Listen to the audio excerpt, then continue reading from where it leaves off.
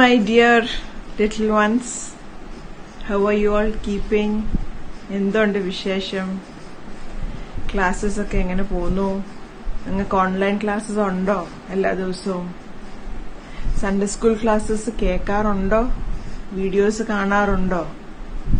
ഇവിടെ മിസ്സും online classes ഒക്കെ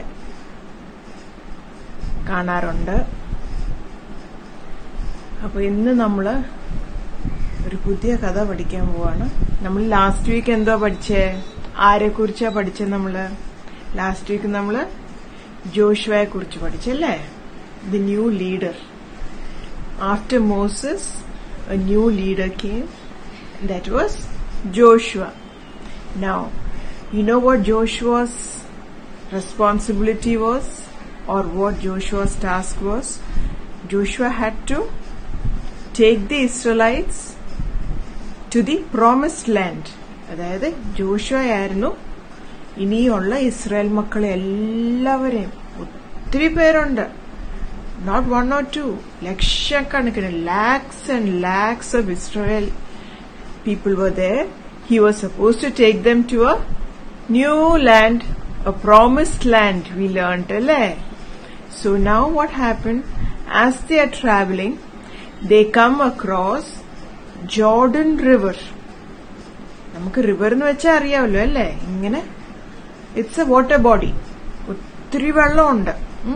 അപ്പൊ usually when we have a river, when we have a sea, when there is an ocean, നമ്മൾ എങ്ങനെയാ cross ചെയ്യുന്നത്? We use a boat, അല്ലെങ്കിൽ river ഒക്കെ ആണെങ്കിൽ എങ്ങനെ? We will have a bridge, അല്ലേ? But here you know what the problem was. Joshua and the Israelites did not have a bridge there, and they did not have boats. Oh my God, how will they travel across the Jordan now? They were all very much worried. എല്ലാവരും വിഷമിച്ചിരിക്കുവായിരുന്നു. അവരെങ്ങനെ ഇനി ഈ Jordan കടക്കും? ഈ river, ഈ ജോർഡന്റെ പ്രത്യേകത എന്തോന്നറിയാമോ? You know what's special about this Jordan River? This was a flood time. Flood time എന്ന് വെച്ചാൽ, ഫ്ലഡ് എന്ന് വെച്ചാൽ എന്തുവാ? You remember during the rainy season how there was flood? There was lots and lots of water, right? And no one could cross it.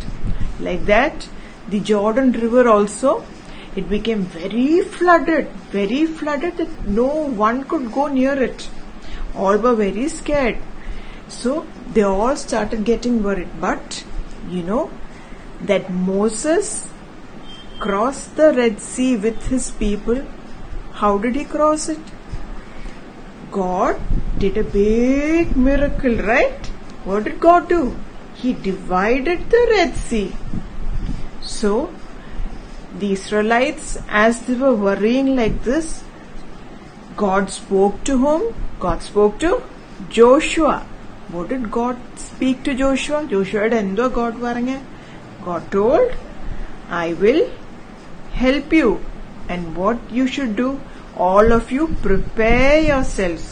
Israelites were asked to prepare themselves for the travel. അതായത് 3 ദിവസം കൊണ്ട് അവര് after 3 days they will be crossing river Jordan. And God told, ask them to prepare, to repent of your sins. എന്തെങ്കിലും നമ്മൾ തെറ്റ് ചെയ്യുമ്പം നമ്മൾ എന്തോ ചെയ്യണം? റിപ്പന്റ് ചെയ്യണം. അപ്പൊ അവരോട് പറഞ്ഞു, നിങ്ങൾ പ്രിപ്പയർ ചെയ്യ്, നിങ്ങളുടെ എല്ലാ കാര്യങ്ങളും റെഡിയാക്കുക, നമ്മൾ ട്രാവൽ ചെയ്യാൻ പോവാണ്. അപ്പൊ അതിനു മുമ്പ് ദൈവം എപ്പോഴും ഉണ്ടല്ലോ മക്കളെ. ഒരു നല്ല വലിയ കാര്യം ചെയ്യണം എന്നുണ്ടെങ്കിൽ, നമ്മളുടെ ജീവിതത്തില് ഒരു വലിയ അത്ഭുതം, ഒരു മിറക്കിൾ, ഒരു ഫേവർ ഓഫ് ഗോഡ് നമ്മൾ കാണണമെങ്കിൽ നമ്മൾ എന്തുവാ ചെയ്യണ്ടേ? നമ്മള് തെറ്റ് ചെയ്തിട്ടുണ്ടെങ്കിൽ ദൈവത്തിന്റെ അടുത്ത് പോയി ക്ഷമ ചോദിക്കണം.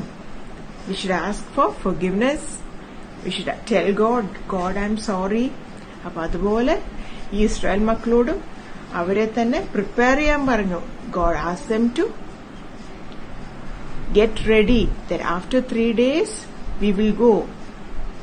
And now what God told Joshua, Joshua came and told all these Israelites. And now what happened? God also asked Now what did Joshua do? Joshua told that the first, who will walk in front? The priests. The priests will walk in front. And how? These priests will have something called as the Ark of the Covenant. It was a box. Ark of the Covenant in a speciality ഉണ്ടായിരുന്നു. എന്തോന്നറിയാമോ? What is it called? Ark of the Covenant. All these Israelites believed that God's presence was there when they had the Ark of the Covenant.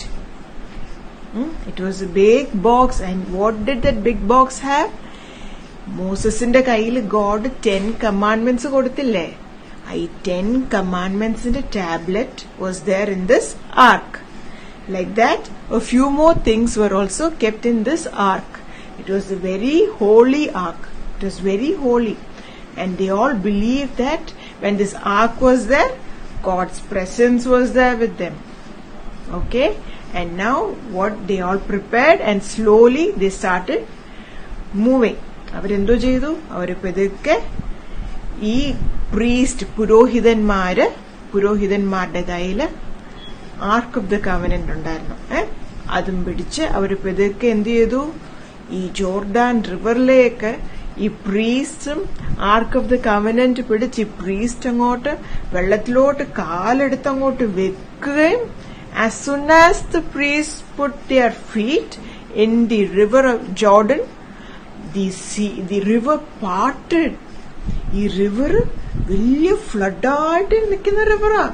ഭയങ്കര ഫ്ലഡായിട്ട് നിൽക്കുന്ന river പെട്ടെന്ന് രണ്ടായി. You see what a miracle working God we have? Yes, God parted that river Jordan into two. And all these Israelites walked on the other side.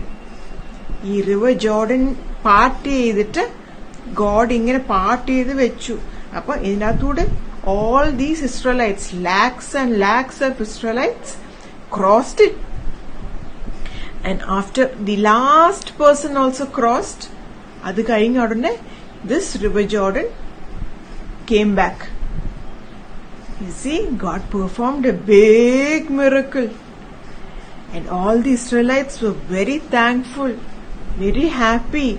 So, you know what we should learn from this small story that we heard today? That we have a God, that this God, there's nothing impossible for him. The God we believe in. നമ്മൾ വിശ്വസിക്കുന്ന നമ്മളുടെ ദൈവത്തിന് അസാധ്യമായ ഒന്നുമില്ല. Nothing is too difficult for God to do. എല്ലാം സാധ്യം. നമ്മുടെ ദൈവത്തിന് എല്ലാം സാധ്യമാണ്. Can we tell that again? There's nothing too difficult for God to do. Can we say that once again?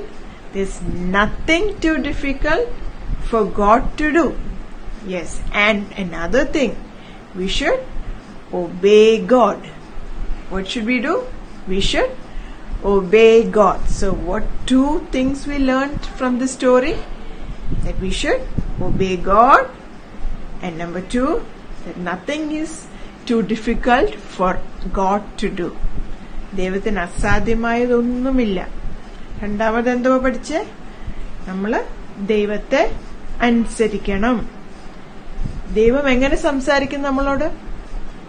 Through the word of God, ബൈബിളിലൂടെ അല്ലേ? അപ്പൊ നമ്മള് ബൈബിള് വായിക്കണം, ബൈബിളിൽ പറഞ്ഞിരിക്കുന്ന കാര്യങ്ങളൊക്കെ അനുസരിക്കണം. ഓക്കെ മക്കളെ? When we trust in God, God will do miracles and wonders in our life. ഇന്നത്തെ വാക്യം അതാണ്. The memory verse we have today is Joshua 3 verse 5. It says, tomorrow the Lord will do amazing things for you. യഹോവ നാളെ നിങ്ങളുടെ ഇടയിൽ അതിശയം പ്രവർത്തിക്കും. നിങ്ങൾ പഠിക്കണേ, വാക്യം പഠിക്കണേ. അതുപോലെ നിങ്ങൾക്കിത് ഓർമ്മയുണ്ടോ? നമ്മളുടെ 2 weeks ബാക്ക് ഉണ്ടായിരുന്ന ഒരു ആക്ടിവിറ്റി അല്ലേ? ഓർമ്മയുണ്ടോ? നിങ്ങളപ്പോ ആദ്യത്തെ 5 books പഠിച്ചു കേൾപ്പിച്ചല്ലേ? Genesis, Exodus, Leviticus, Numbers, Deuteronomy. ഇനി നിങ്ങൾ എന്താ ചെയ്യണം? അടുത്ത 5 എണ്ണം പഠിക്കണം. എന്തൊക്കെയാ? Joshua, Judges, Ruth, first Samuel, second Samuel, first Kings, second Kings, അത്രയും പഠിക്കണേ. എന്നിട്ട് ജെനസിസ് തൊട്ട് കിങ്സ് വരെ പറയണം. അപ്പൊ നിങ്ങളുടെ ക്രാഫ്റ്റ് ചെയ്തതും വോയിസ് മെസ്സേജും അയക്കണം, മെമ്മറി വേഴ്സ് പഠിച്ചയക്കണം, മിസ് ചെയ്യരുത്. So till we meet next time, God bless you. നമുക്കൊന്ന് പ്രാർത്ഥിക്കാം. എന്റെ ദൈവമായ കർത്താവേ, ഈ മക്കളെ നിന്റെ കരങ്ങളിലേക്ക് ഞാൻ ഏൽപ്പിക്കുന്നു. യേശുവിന്റെ നാമത്തിൽ I bless each of these children, Lord. Pour out your spirit, pour out your wisdom, pour out your knowledge, revelation and understanding. Let each one be filled with the spirit of wisdom, revelation, knowledge and understanding, Lord. Let each of these children be filled with the spirit of obedience and submission to their parents and to the word of God. ഇവരെ ഞാൻ അനുഗ്രഹിച്ചു പ്രാർത്ഥിക്കുന്നു. ഇത് കണ്ടുകൊണ്ടിരിക്കുന്ന ഏതേലും മക്കൾക്ക് ഏതേലും രീതിയിൽ ശാരീരികമായ അസ്വസ്ഥതകളുണ്ടെങ്കിൽ യേശുവിന്റെ നാമത്തിൽ I speak for the healing of Christ.